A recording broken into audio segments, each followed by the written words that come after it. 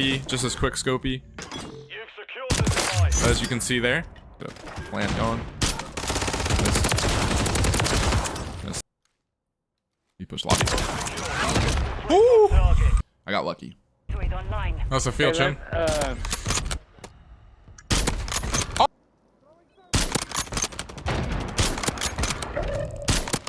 That wasn't too bad. Another smoke.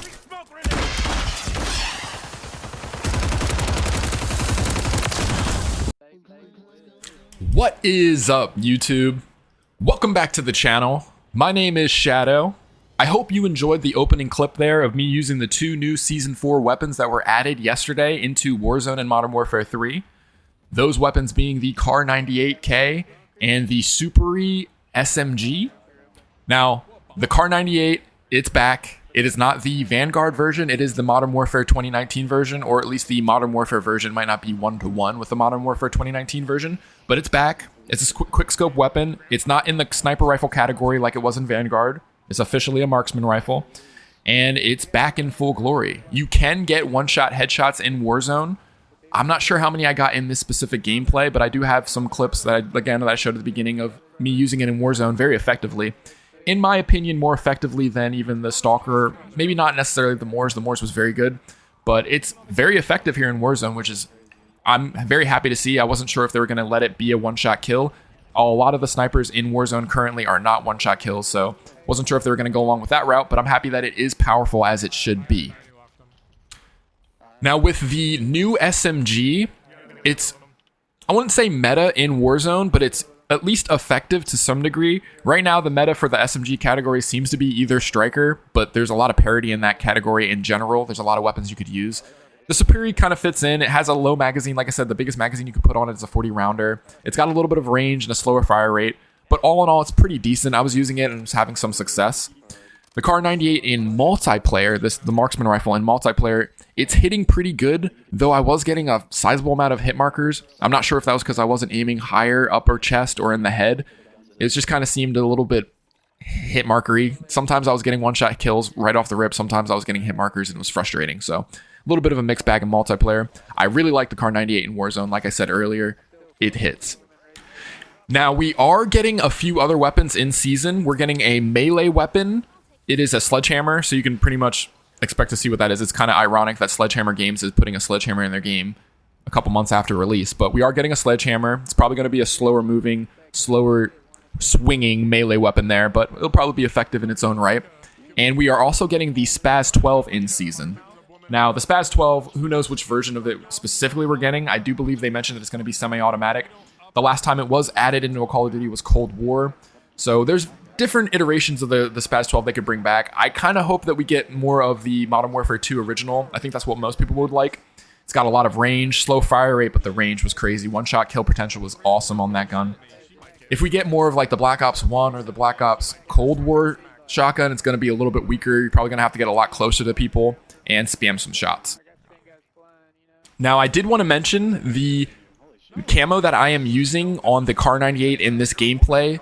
You can unlock that camo using the Superi, the new SMG in zombies. Off the top of my head, I'm not sure what the specific challenge was, but it was very easy. I was able to do it within an hour or so. It takes no time. But the camo itself is very, very bright. And for a non-animated camo, I gotta say, it's probably top tier. I almost want to put it on every gun, and this is coming from a player that has unlocked Interstellar. And with any new season, you know they like to add a whole bunch of aftermarket parts. There's an aftermarket part already added into the game with yesterday's update for the M4. I believe it turns it into like a 50 caliber sniper rifle, which is interesting in its own right. I'm not sure if I do have it unlocked at this moment in time, but if I do have it unlocked, I'll try to get some gameplay for the channel. A few of the other aftermarket parts, again, they're not all memorized in my head, but I did see something about a Lockman Shroud, which is the SMG, the burst SMG from Modern Warfare 2. They are going to add an aftermarket part for that gun that turns it full auto. Very similarly to the M16 when they added an aftermarket part for that gun, which turned that into full auto. And that gun, by the way, the Jack Patriot kit for the M16 is still very viable in Warzone here. If you have not unlocked it or have not used it in Warzone, I highly recommend giving it a try. I used it late last night and it was very, very, very good. There were a few other quality of life updates that were added into this update. They did change the scoreboard in Warzone a little bit. I'm not exactly sure specifically what they did, but it just kind of looks a little bit clearer. I think they kind of changed the opacity of the background there. It's a lot clearer to see the score there. They also changed the friends list, which I guess it's a welcome update overall, probably a little too late, but when you first open your friends list, it's now in a list up top to down, top to bottom, instead of just kind of displaying everyone's name in like a Hulu, Netflix kind of display, if you will. I do know that they hired the people that designed the Hulu home screen, so that's why the home screen looks like that in Call of Duty. But they updated it, so when you first hit it, you have the friends list from top to bottom, and then you have the option to expand it just like it was old school from before the update, where you can kind of see what people are actually playing, and it's a little bit less organized there. So a few quality of life updates that are, I guess, nice to see at the end of the day, but they probably could have done that a few seasons ago as well.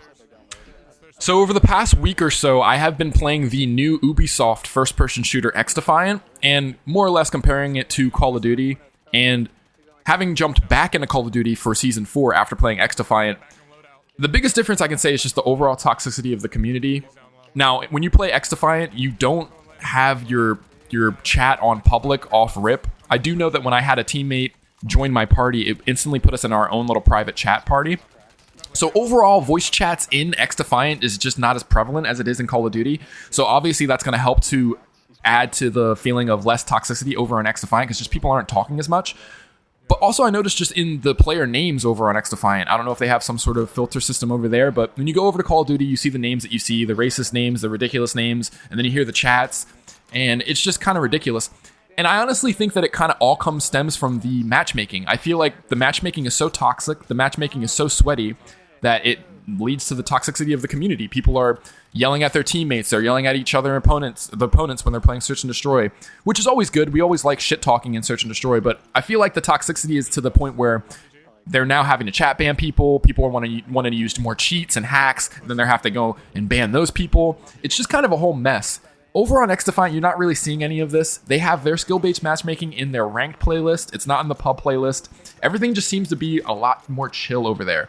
I don't know what Call of Duty needs to do to kind of get back to that mold, to kind of get back to being able to play for 5 to 6, maybe even more hours at a time, and not feel like you're playing a tournament or feeling like you're playing in like $150,000 $1,000 tournament, or you're just sweating your balls off. It's just not necessary. We need to go back to chill video gaming. Yes, this is a first-person shooter. We are shooting people, but it doesn't need to be as sweaty and as annoying as it's been.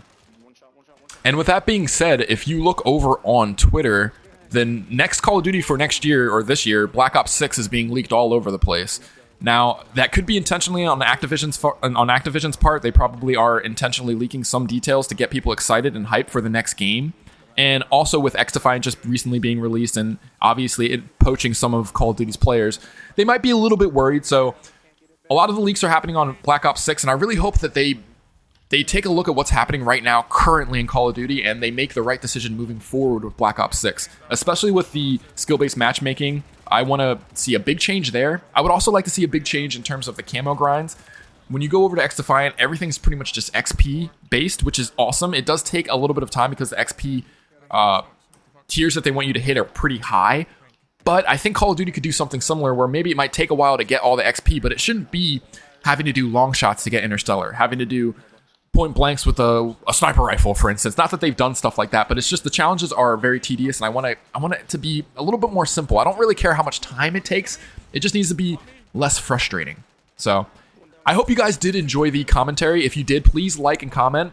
I am streaming Monday, Tuesday, and Wednesday, every day on your favorite streaming platform. And we will be back next Thursday with another video. I am not sure if I'm going to be doing XDefiant or maybe something completely new for the channel. Most likely it'll still continue to be Call of Duty, but we will see there when we get there to that point. But other than that, I am out. Please enjoy this last little clip of me playing Search and Destroy with my friends. Peace. His nickname is Timothy.